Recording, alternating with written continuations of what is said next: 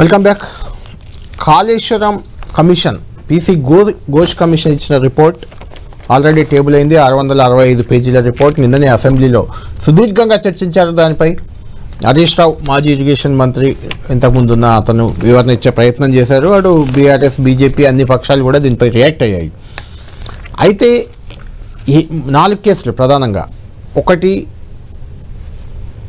మన ఫార్ములా ఈ రేసు, దానికి సంబంధించి ఏసీబీ విచారిస్తుంది. రెండోది ఫోన్ ట్యాపింగ్, అది సిట్ విచారిస్తుంది. మూడోది విద్యుత్ కమిషన్, దానిపై కూడా విద్యుత్ కొనుగోళ్లపై అంశాలపై కమిషన్ చేశారు. దాని రిపోర్ట్ ఇప్పుడు ప్రభుత్వం చేతిలో ఉంది. ఇలా 3 అంశాలు, 3 కేసులన్నింటినీ కూడా తన దగ్గర పెట్టుకున్న రేవంత్ రెడ్డి, తెలంగాణ ప్రభుత్వం, కాంగ్రెస్ ప్రభుత్వం ఎందుకు కాళేశ్వరం కమిషన్ రిపోర్ట్ని చర్చకు పరిమితం చేసి సిబిఐ చేతిలో పెట్టేసింది. అంటే రాష్ట్ర ప్రభుత్వానికి ఇక కాళేశ్వరంపై ఎలాంటి విచారణ అధికారం కూడా లేదు.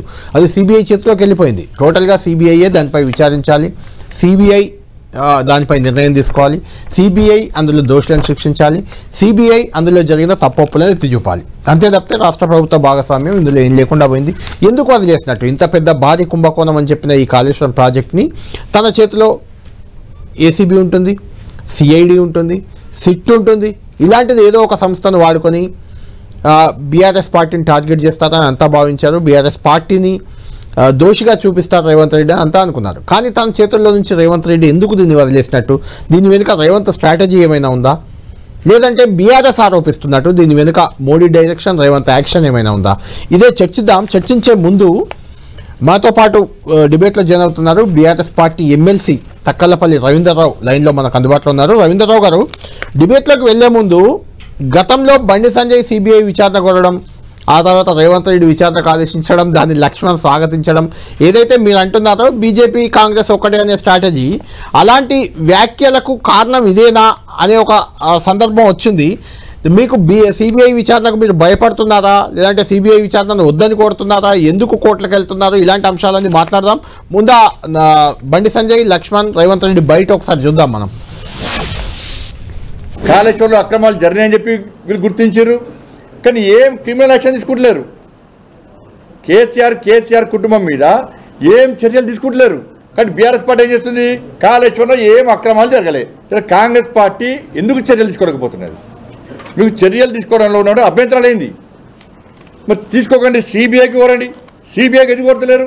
కాంగ్రెస్ పార్టీ అధికారం రాకముందు సిబిఐ విచారణ జరపాలన్నారు కదా, ఇప్పుడు మీ అధికారంలోకి వచ్చారు, సిబిఐ విచారణ చేయండి. ఈ ప్రాజెక్టులో అంతర్రాష్ట్ర అంశాలు, కేంద్ర రాష్ట్ర ప్రభుత్వాలకు చెందిన వివిధ శాఖలు, ఏజెన్సీలు పాలు పంచుకున్నాయి.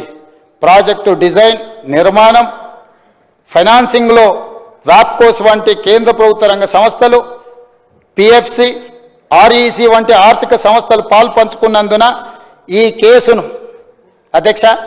ఈ కేసును సెంట్రల్ బ్యూరో ఆఫ్ ఇన్వెస్టిగేషన్ కి అప్పగించడం సముచితము.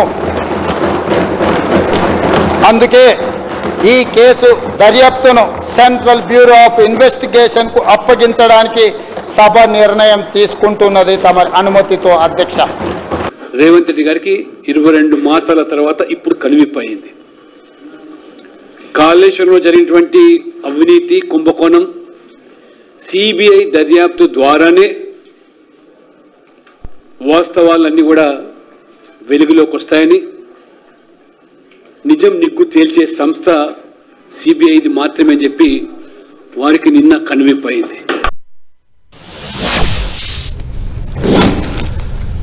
రైట్. ఇక కాళేశ్వరం విచారణను సిబిఐకి అప్పగించడంపై ఈ వ్యవహారంలో ఒక పాత్రధారి ఆయన కూడా గతంలో ఆర్థిక మంత్రిగా ఉన్నారు, బీజేపీ ఎంపీ ఈటెల రాజేందర్. ఆయన కూడా రియాక్ట్ అయ్యారు. సిబిఐకి అప్పగించి మంచి పని చేశారని కాంగ్రెస్ పార్టీ వాళ్ళకి చేత కాదని మరొకసారి విమర్శించారు. వాళ్ళ రిపోర్టు తప్పుల తడక అని అన్నారు. అంటే ఏదైతే పీసీ ఘోష్ కమిషన్ రిపోర్ట్ ఉందో అది ఎందుకు పనిచేయదు, అది తప్పుల తడక, దానికి వ్యాలిడిటీ లేదు, అందుకే సిబిఐకి ఇచ్చారు అనేది ఈటెల వెర్షన్గా కనిపిస్తుంది. ఆయన ఏమన్నారు ఒకసారి విందాం. మంచి పని చేసిండ్రు, వాళ్ళకు చేత కాదని తెలుసు, వాళ్ళ రిపోర్టు తప్పుల తడకని తెలుసు, వాళ్ళ రిపోర్టు నిలవదనేది వాళ్ళకి అర్థమైంది. కాబట్టి ఇవాళ వాళ్ళు డిజైన్ చేసుకోవడం కోసం ఈ పని చేశారు. ఏది ఏమైనప్పటికీ కూడా ఖచ్చితంగా సిబిఐ సంపూర్ణంగా ఎంక్వైరీ చేస్తారని, దాని జరిగిన అక్రమాలు వెలికిస్తారనే విశ్వాసం మాకుంది.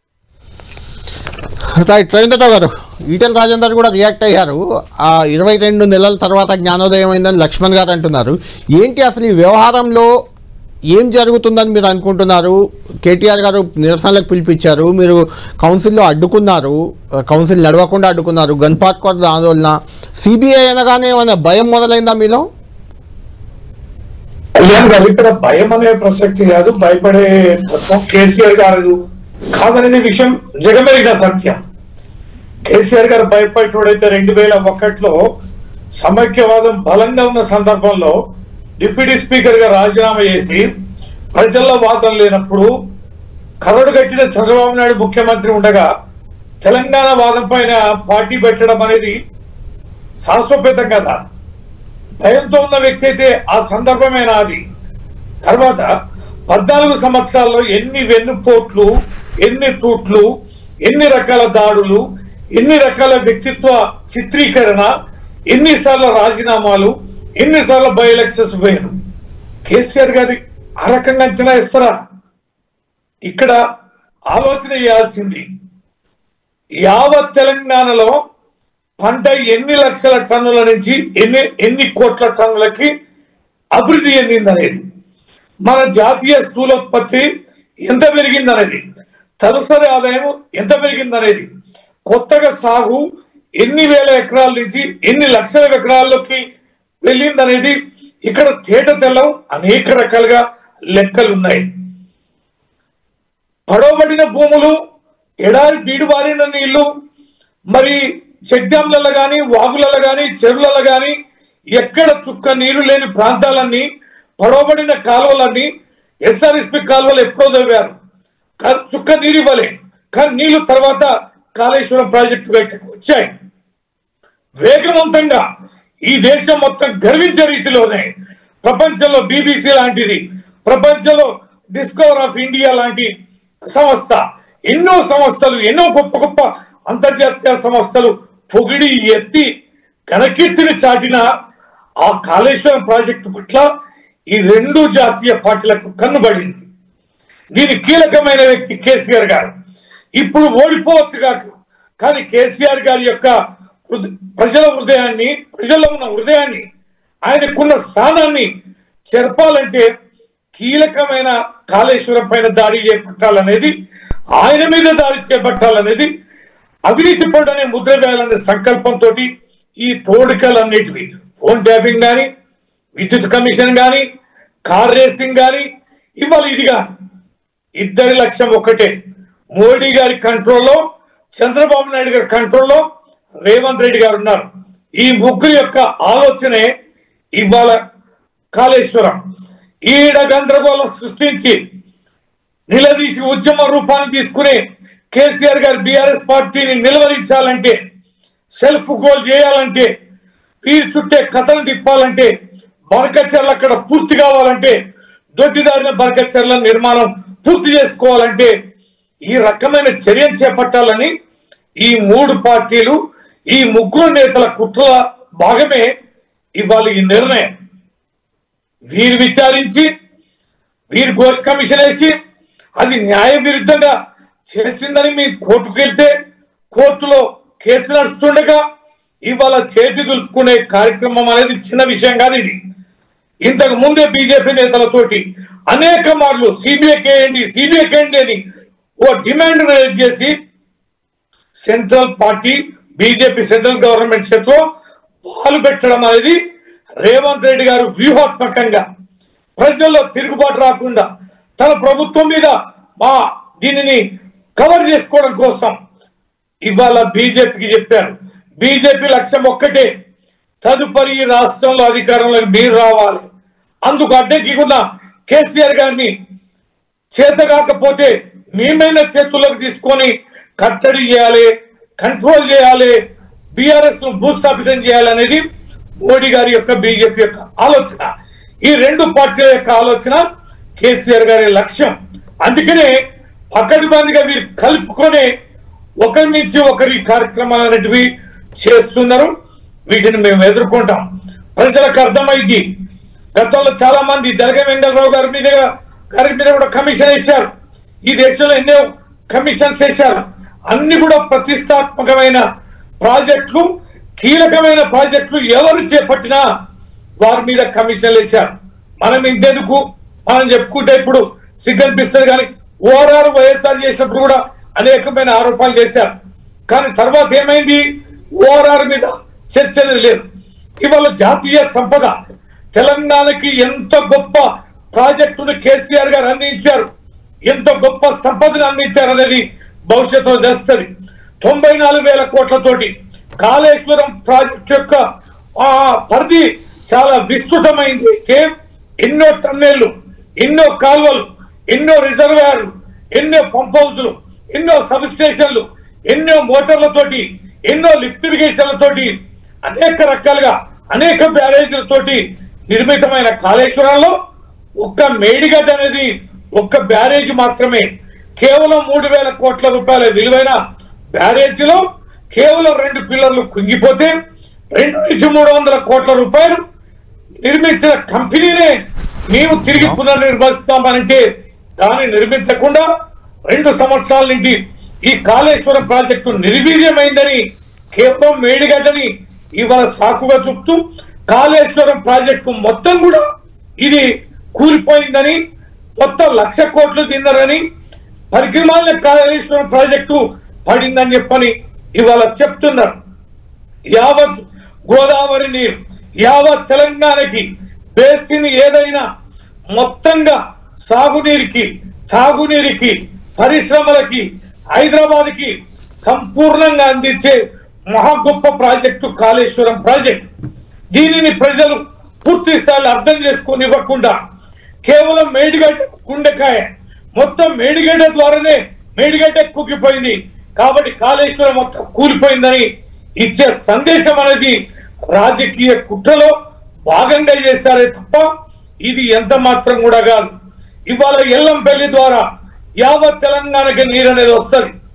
ఏదైతే మేడిగడ్డ నుంచి సుందిళ్ళ నుంచి అన్నారంలకి, అన్నారం నుంచి ఎల్లంపల్లికి మనం పంపింగ్ చేస్తాం. వర్షాలు బాగా పడడం వల్ల మనం పంపింగ్ చేయలేకపోయాం తప్ప సఫిషియెంట్ వాటర్ ని ఈ కాళేశ్వరం ఛానల్ ద్వారానే వాడుకున్నాం తప్ప మరోటిగా ప్రజలు అర్థం చేసుకోవాలి. అంటే రవీంద్రరావు గారు, జనరల్ గా కాంగ్రెస్ పార్టీకి బీఆర్ఎస్ కి మధ్య ఒక రకమైన యుద్ధ వాతావరణం ఉంది తెలంగాణలో. ఇలాంటి నేపథ్యంలో కాళేశ్వరం కమిషన్ ఏర్పాటు చేశారు. దాని విచారణకి సిట్టు, ఏసీబీ, లేకుంటే సిఐడి చాలా సంస్థలు ఉన్నాయి, రాష్ట్ర ప్రభుత్వ రంగ సంస్థలు.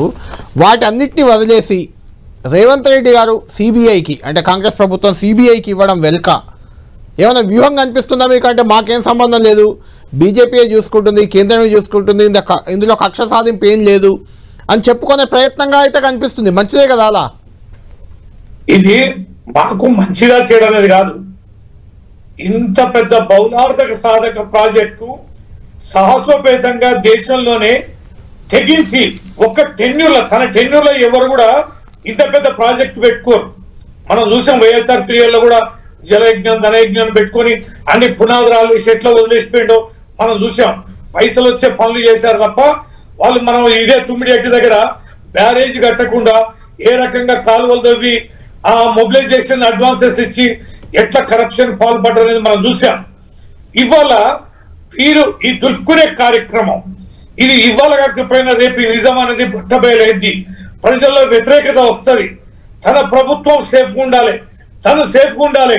కానీ కేసీఆర్ గారిని తను నిందితునిగా చేసి అధికారంలోకి వచ్చి ఇవాళ దాన్ని తేల్చే క్రమంలో ఉన్న లుకలుకల్ని తన మీద వేసుకోకుండా ఇవాళ బీజేపీ కోర్టులో వేయడం, బీజేపీ వాళ్ళని దీంట్లో భాగస్వామ్యం చేయడం అనేది ఖచ్చితంగా ఇద్దరు భాగస్వామ్యమే. ఇది ఖచ్చితంగా రాజకీయ లబ్ధి, దూరదృష్టితోటి ఇవాళ ఉన్న ఫలంగా ఈ ప్రభుత్వం కూలిపోవద్దు, ఇక్కడ ఇబ్బందులు రాకూడదు అనేది దృష్టితోటే ఒక ప్రొటెక్షన్ వేలోనే బీజేపీని రేవంత్ రెడ్డి కాపాడుతుంది అనేది చాలా clear cut. Farm house case ఉంది, బిఎల్ సంతోష్ గారు కేసులో ఉన్నారు, ఆయన చాలా కసితోటి ఉన్నాడు. ఇక్కడ ఆర్ఎస్ఎస్ చాలా కసితోటి ఉన్నది. వారు రేపు అధికారంలోకి రావాలి.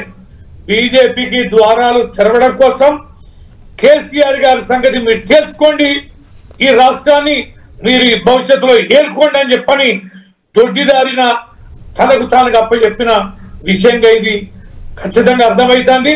దీని వెనక ఇంకా లోతేంటనేది కొద్ది రోజుల్లోనే ప్రజల దృష్టికి వస్తుంది. కానీ ప్రజలు కూడా ఇక్కడ ఎంబర్పాటుగా ఉండడానికి వీల్లేదు. ప్రజలు కూడా గమనించాలి, దేశంలో ఎక్కడ కూడా ఇంత భారీ ప్రాజెక్టుని మనది ఈ రాష్ట్రం ఎక్కువగా కృష్ణా పరివాహక ప్రాంతం. కృష్ణా నీరు అనేది మనకు అందుబాటులో లేదు. గోదావరి నీళ్లు పుష్కలంగా ఉన్నాయి. మన వాటర్ చాలా పెద్ద ఎత్తున ఉంది. 2000 TMCల నీరుని వాడుకునే అవకాశం మనకుంది. కానీ ప్రాజెక్టులు లేవు, డ్యాములు లేవు, కావాల్సినటువంటిగా ఆ నదిని వాడుకునే విధానం అనేది లేదు. కనుకనే సాహసం చేసి కేసీఆర్ గారు అతి తక్కువ కాలంలో పెద్ద ఎత్తున నిధులను సమీకరించి ఈ కార్యానికి వారు పూనుకున్నారు. భవిష్యత్తు తరాలు ఏ రాష్ట్రం కూడా తెలంగాణని అందుకోలేనంత అభివృద్ధి చెందుతుంది. అందుకనే 67,000 కోట్ల రూపాయల బడ్జెట్ ఉన్న ఈ రాష్ట్రం 3 లక్షలకు పోయింది. 55,000 టన్నుల మెట్రిక్ టన్నుల వరి ధాన్యం 3 కోట్ల మెట్రిక్ టన్నులకు పోయిందంటే దీన్ని బట్టి మనం అర్థం చేసుకోవచ్చు. ఎక్కడో 11వ స్థానంలో ఉన్న తలసరాగాల్లో ఉన్న ఈ రాష్ట్రం ఇలా అగ్రగణ్యం వచ్చిందంటే అదే కారణం. ఈ దేశంలో పంటలు పండించడంలో మొదటి రాష్ట్రంగా కేవలం కొద్ది సంవత్సరాల్లోనే ఏది కరోనా లాంటి సమస్యలు ఎదుర్కొని, కొత్త రాష్ట్రం విభజన సమస్యలు ఎదుర్కొని ఉన్న కొద్ది కాలంలోనే అన్ని ఎన్నికలను ఎదుర్కొని ఈ కొద్ది సమయాల అగ్రభాగానికి వచ్చినామంటే ఎంత వేగవంతంగా పునాది వేశాం ఈ రాష్ట్రానికి అనేది యావత్ తెలంగాణ ప్రజలు, దేశ ప్రజలు కూడా గమనిస్తున్నారు. దీనికి కీలక సూత్రధారి నాయకుడు కేసీఆర్ గారు ఈ ప్రతిష్టని ఎక్కడ తుట్లుపడవాలని 2 జాతీయ పార్టీలు ఏకతాటి మీద, 2 ప్రభుత్వాలు ఏకతాటి మీద కేసీఆర్ గారి పైన కంకణ బద్దులై వీళ్ళు అనేక రకాలుగా దాడులు చేస్తున్నారు, కేసులు పెడుతున్నారు, కమిషన్లు వేస్తున్నారు. ఎన్ని వేసినా అవినీతిని తెల్చలేకపోతున్నారు. కేవలం ప్రాసెస్ లో ఏవో తప్పులు జరిగాయని ఏలెత్తి చూపుతున్నారు తప్ప జైలుకు పంపడానికి కావాల్సిన కారణాలు దొరకడాలే. విద్యుత్ కమిషన్ ఉన్నది, చూశారు, ఏ రోజు రిపోర్ట్ ఇచ్చారు, అది ఏమి ఇచ్చారు రిపోర్ట్ అనేది ఈ నిమిషం వరకు తెలిసలే. ఫోన్ ట్యాపింగ్ ఉన్నది, వాళ్ళకి రాజకీయంగా అవసరం ఉన్నప్పుడు దాన్ని తెర మీద తీసుకొస్తున్నారు, తర్వాత దాన్ని వెనుకబడేస్తున్నారు. కార్ రేసింగ్ ఉన్నది, ఎప్పుడో చర్చకు లేపుతున్నారు, దాంట్లో దమ్ము లేదు. ఇవాళ లోకల్ బాడీ ఎలక్షన్స్ వస్తున్నాయి. అందుకనే ఈ ఘోష్ కమిషన్ లో న్యాయానికి ఏ రకంగా అందుబాటులో లేని, న్యాయ సమీక్షకి నిలవని ఈ ఘోష్ కమిషన్ నివేదికని ఆగమేఘల మీద ఆదివారం పూట అర్ధరాత్రి ఇలా నోరు పెంచి మైకులు ఖర్చు చేసి ప్రతిపక్షానికి వివరణ ఇవ్వకుండా ఎవరి మీద అయితే నిందారోపణ చేస్తున్నారో ఆ పార్టీకి అవకాశం కల్పించకుండా ఘోష్ కమిషన్ ఏ రకంగా విచారణ చేసిందో దొంగ చాటుగా, నిర్దయంగా, నిర్దాక్షిణ్యంగా శాసనసభలో ఎలా వాళ్ళు అమలు పరిచారు, ఎలా ప్రకటన చేశారో చూసాం. ఇవాళ కౌన్సిల్లో చర్చకి ఇవ్వకుండా ఆ గొంతు నొప్పి దొంగ చాటుగా బిల్లులని ఏ రకంగా వాళ్ళు ఈ రోజు ప్రకటించుకున్నారో మనం చూసాం. అప్రజాస్వామ్య పరంగా, నిర్దాక్షిణ్యంగా, ఏకతాటిపుగా కేంద్రం యొక్క బలాన్ని సహకారాన్ని తీసుకొని దండయాత్ర మనం గమనిస్తున్నాం. రైట్, ఒక్క నిమిషం మీరు లైన్ లో ఉండండి. బీజేపీ ఎంపీ రఘునందన్ గారు కూడా ఫోన్ లైన్ లో మనకు అందుబాటులో ఉన్నారు. రఘునందన్ గారితో మాట్లాడదాం. రఘునందన్ గారు, కాళేశ్వరం కమిషన్ రిపోర్ట్ వచ్చింది. ముందు 60 పేజీలు పెట్టారు బయట, తర్వాత నిన్న 665 పేజీలు పెట్టారు. తెలంగాణ అసెంబ్లీ ఏకగ్రీవం కాదు, అఫ్ కోర్స్ బీఆర్ఎస్ దాన్ని వ్యతిరేకించింది. బీజేపీ అయితే ఎప్పటి నుంచో డిమాండ్ చేస్తుంది, మాకివ్వండి, సిబిఐకి ఇవ్వండి అంటూ. సిబిఐకి ఇచ్చేశారు. అంటే దీన్ని ఎలా చూడాలి అంటే, సిబిఐకి ఇవ్వడంతో 2 అంశాలు ఇక్కడ చర్చకు వస్తున్నాయి. ఒకటి, రేవంత్ రెడ్డి ముఖ్యమంత్రి, తెలంగాణ ముఖ్యమంత్రి తన చేతిలో ఉన్న ఆయుధం ఏదైతే కాళేశ్వరం అవినీతి, కాళేశ్వరం కమిషన్ ఉందో దాన్ని ఆయుధాన్ని కేంద్రానికి అప్పగించారు. ఎందుకు అప్పగించారు? అలా కేసీఆర్ పై ఇప్పటి వరకు ఆధిపత్యం చూపడానికి, లేకుంటే పై చేయి సాధించడానికి ఉన్న ఒక అస్త్రం ఇది కాళేశ్వరం అనేది. దాన్ని బీజేపీ చేతిలో ఎందుకు పెట్టారనేది ఒక చర్చ. అందులో ఏమైనా వ్యూహం ఉందా, లేకుంటే బీజేపీ తేల్చకపోతే బీజేపీ బీఆర్ఎస్ 2 ఒకటే అని చెప్పడానికా, లేదంటే 2 ఎప్పటి నుంచో అంటున్నారు బీజేపీ బీఆర్ఎస్ ఒక్కటే అని, అలా 2 పార్టీలు ఒకటే విలీనం దాకా చర్చలు వెళ్ళాయన్నారు. ఇవన్నీ జరిగినప్పుడు నిజంగా బీజేపీ చేతికి ఎందుకు ఇచ్చారనే ఒక అనుమానం. అటు ఇది మామూలు అనుమానం. రెండోది బీఆర్ఎస్ వెర్షన్కి వస్తే మోడీ డైరెక్షన్లోనే రేవంత్ యాక్షన్ చేస్తున్నాడు. అందులో భాగంగానే రెండు పార్టీలు కూడా బలుకొని కేసీఆర్ను టార్గెట్ చేయడానికి దీన్ని ఒక ఆయుధంగా వాడుకుంటున్నాయి అనేది బీఆర్ఎస్ వెర్షన్. ఏం చెప్తారు మీరు? కళ్యాణ్ గారు నమస్కారం. నేను ఢిల్లీలో ఉన్న పార్లమెంట్ లేదా కమిటీ మీటింగ్ వెళ్తారు సార్. ఇప్పుడు ప్యానల్ డిస్కషన్ జరుగుతుందా? అందరు ఫోన్ ఇన్ లో వచ్చిపోతుంది? లేదు, రవీంద్రరావు గారు ఒక్కరే ఉన్నారు, మీరు మాట్లాడండి. ఓకే, ముందుగా మీరు అన్నారు కదా బీజేపీ చేతికి ఇచ్చినారు, బీజేపీ చేతికి ఇచ్చినారని 3 సార్లు అన్నారు. మీరు అడిగారు, ఇచ్చారు అన్నాను నేను. ఇది అన్యాయం. ఇది అంటే సిబిఐ విచారణ మీకు కావాలంటే బండి సంజయ్, కిషన్ రెడ్డి వీళ్ళ బయట కూడా వినిపిస్తాను. కళ్యాణ్ గారు ఒక్క నిమిషం సార్, ఒక్క నిమిషం. సిబిఐ బీజేపీ రెండు ఒకటి అనే రీతిలో మీరు మాట్లాడడం అనేది మీలాంటి సీనియర్ నేను మాట్లాడలేదు. ఇక్కడ చూడండి, ఈడీ, సిబిఐ, ఐటీ ఇవన్నీ no longer government agencies. They have now become the BJP's opposition elimination cell అని రాహుల్ గాంధీ ట్వీట్. దాన్ని కేటీఆర్ ఇలా రీట్వీట్ చేశారు. ఇలాంటి సంస్థకు రేవంత్ రెడ్డి ఎందుకు ఇచ్చారు అని. కళ్యాణ్ ఆడలేక మధ్యలో పడిందని చేతగక్క ఇవన్నీ ముచ్చట్లు మాట్లాడుతూనే ఉంటారు. నరేంద్ర మోడీ గారు వచ్చిన తర్వాత భారతీయ జనతా పార్టీ కేంద్రంలో అధికారంలోకి వచ్చినాక సిబిఐలు, ఈడీలు, ఐటీలు కొత్తగా వచ్చినట్టు, అంతకుముందు లేనట్టు ఈ చర్చను ఇట్లా జరపడమే సరైంది కాదు. ఎందుకు ఇచ్చిండ్రు అనే దానికి కాంగ్రెస్ పార్టీ షుడ్ ఆన్సర్. దానికి నేను కాదు ఆన్సర్ చేయాల్సింది. లేదా రాష్ట్ర శాసనసభ తీర్మానం చేసి పంపింది అని అంటే భారత ప్రభుత్వం ఖచ్చితంగా సిబిఐ ఆధ్వర్యం లోపల ఇన్వెస్టిగేషన్ చేస్తుంది. దానికి కాంగ్రెస్ వాళ్ళు, బీజేపీ, బీఆర్ఎస్ ఒకటి వీలినేమని వాళ్ళు మాట్లాడినా, లేకపోతే బీఆర్ఎస్ వాళ్ళు వచ్చి కాంగ్రెస్, బీజేపీ రెండు మోడీ గారి డైరెక్షన్ లోనే రేవంత్ గారు పనిచేస్తున్నారని మాట్లాడినా ఇవన్నీ అర్థరహితమైనటువంటి ఆరోపణలు. వాళ్ళ స్థాయిలకు తగ్గకుండా ఏదో దిగజారి మాట్లాడుకోవడం తప్ప అలా కొత్తగా ఏం లేదు. రాజకీయంగా బురద చల్లాలనేటువంటి ఆలోచన తప్ప ఏం లేదు. ఏం చేస్తారు? సిట్ వేసి వాళ్ళు చేసిరు కదా టెలిఫోన్ ట్యాపింగ్ మీద. వాళ్ళతో అయితలేదు కదా, వాళ్ళతో చేతనైతే లేదు కాబట్టి సిబిఐకి ఇచ్చిరని అనుకోవాలి కదా. దానికి పెద్ద ముచ్చట ఏముందన్న 2 ఏళ్ళు అయింది, కొండందా వెల్కని కూడా పట్టలేదు టెలిఫోన్ ట్యాపింగ్ లోపల. ఏం చేస్తుంది సిట్? రేవంత్ రెడ్డి గారు ఏం చెప్పారు? పిసిసి అధ్యక్షుని ఉన్నప్పుడు ఏం మాట్లాడిండ్రు? నా ఫోన్ వింటురు, నా కుటుంబ సభ్యుల ఫోన్లు వింటురు, మా అందరి ఫోన్లు వింటురు అని చెప్పిన రేవంత్ రెడ్డి గారు మొన్న ఎప్పుడో ముఖ్యమంత్రి అయిన తర్వాత మీడియా మిత్రులు ఈ మధ్య కాలంలో అడిగితే అన్నాడు, నాకు సిట్ వాళ్ళు నోటీస్ ఇవ్వలేదంటే బహుశా నా ఫోన్ వినలేదనే కదా అర్థమో అని అన్నాడు. అప్పుడే అర్థమైంది సిట్ కేసు ఏమైతుందని. వాళ్ళ అవసరార్థాల కోసం వాళ్ళు ఇన్వెస్టిగేషన్లు కొనసాగించుకున్నారా, ఇంకెందుకు కొనసాగిస్తున్నారు అనేది ప్రజలందరికీ తెలుస్తూనే ఉన్నది. కేటీఆర్ గారి విషయం లోపల కూడా ఏం మాట్లాడినారు? అరవింద్ కుమార్ గారు ఎవిడెన్స్ అయిపోయింది, రేపు ఎల్లుండి అరెస్ట్ చేస్తారని మాట్లాడినారు. ఏడ ఇన్వెస్టిగేషన్ ప్రాపర్ గా చేస్తా ఉన్నారు? అంటే రాజకీయ కక్షలు, రాజకీయ రఘునందన్ గారు ఇక్కడ మీరు అన్నట్టు వారికి చేతగాక మీకు అప్పగించింది, ఐ మీన్ సిబిఐకి అప్పగించింది అనుకుందాం. ఒకవేళ సిబిఐ కూడా వచ్చే ఎన్నికల్లోపు ఏది తేల్చకపోతే బీజేపీ, బీఆర్ఎస్ ఒక్కటే అనే విమర్శ మీపై వచ్చే అవకాశం ఉంది కదా, దాన్ని ఎలా ఎదుర్కొంటారు? ఊహాగానాల మీద ఎందుకు చర్చ కళ్యాణ్? తెలుస్తుందంటే అత పోనీ తెలుస్తుందా ఈ లోపే? నేను ఏమంటున్నా, నువ్వు నన్ను అడిగి తెలుస్తావా చస్తావా అని నన్ను ఎట్లా డిమాండ్ చేస్తావు కళ్యాణ్? మీ అంచనా ఏంటి? సిబిఐకి ఇవ్వమని మీరు డిమాండ్ చేస్తారు, ఇచ్చారు. ఇప్పుడు సిబిఐ ఏం చేయబోతుంది అన్న? ఇప్పుడు కమిషన్ వేస్తే ఏకవాక్య కమిషన్ వేస్తేనే ఏకవాక్య కమిషన్ కి 2 ఏళ్ళు పట్టింది. సిబిఐని 2 గంటల్లో తెలుసు, 2 రోజులలో తెలిసి నువ్వు ఎట్లా డిమాండ్ చేయగలుగుతావు? నేను ఎట్లా డిమాండ్ చేయగలుగుతాను? They will take their own course of time. దేశంలో సిబిఐ గతంలో ఇన్వెస్టిగేషన్ చేసిన కేసులకు టైం ఎంత తీసుకున్నారు చూడండి. అది చూసి చర్చ పెట్టురు, పాజిటివ్ గా చర్చ పెట్టురు. కానీ ప్రతిదానికి కొడుకుడు మీద ఈకలు పెడితే ఎట్లా కళ్యాణ్? ఫైనల్ గా చెప్పండి రఘునందన్ గారు, ఈ సిబిఐకి ఇవ్వడాన్ని మీరు స్వాగతిస్తున్నారా? ఇది మంచిదేనా కాళేశ్వరం ఇష్యూలో సిబిఐ విచారణ అనేది? దాంట్లో 2-3 అంతర్రాష్ట్రాల ఇష్యూస్ ఉన్నాయి. సిడబ్ల్యూసి ఇచ్చిన లెటర్స్ కొన్ని ఉన్నాయి, కాగ్ లాంటి సంస్థలు ఇచ్చిన నివేదికలు ఉన్నాయి.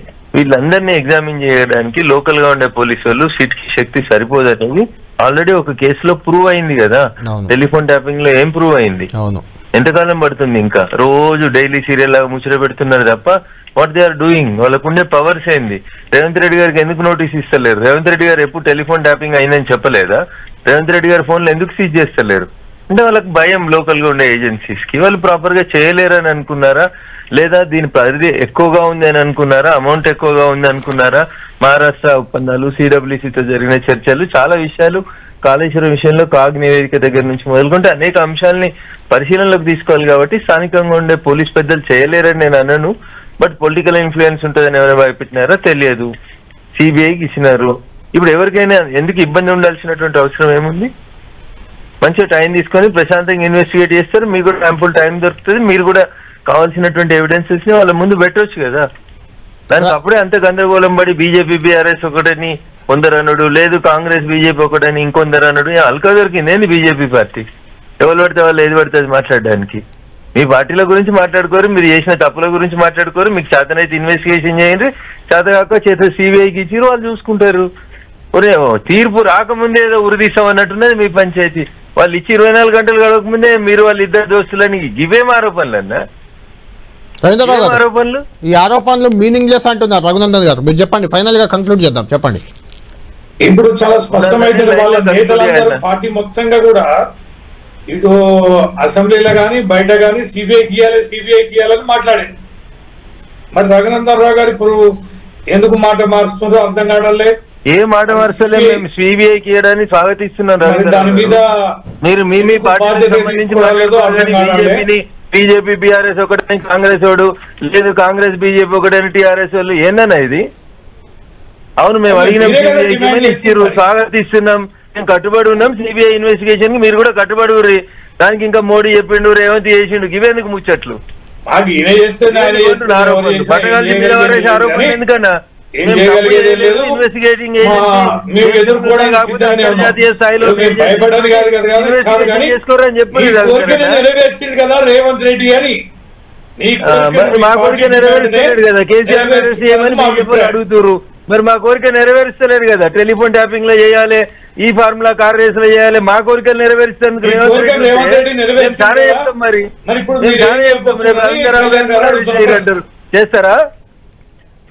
అట్లా మాట్లాడొద్దు రవీంద్రన్న, మీలాంటి సీనియర్లు కూడా ఎట్లనే కదా. మీకు చేత కాదు, మాకు ఇవ్వండి. సిబిఐకి ఎందుకు ఇవ్వరు? మా బయట కూడా ఈ డిబేట్ అన్నమోంటున్నా నేను, ఎందుకన్నా మీ పార్టీ నేతలు సిబిఐ మా సంస్థ లాగానే మాట్లాడారు కదా.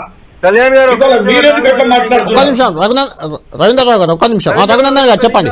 నేను చెప్తాను, ఆ సిబిఐకి నేను తప్పు పట్టిందా? నేనేం చెప్పినా అంతర్రాష్ట్రాల ఒప్పందాలు ఉన్నాయి, కాగ్ నివేదికలు ఉన్నాయి, సిడబ్ల్యూసి నివేదికలు ఉన్నాయి, ఒక సుప్రీంకోర్టు మాజీ జడ్జి చేసినటువంటి ఎంక్వైరీ కమిషన్ రిపోర్ట్ ఉంది.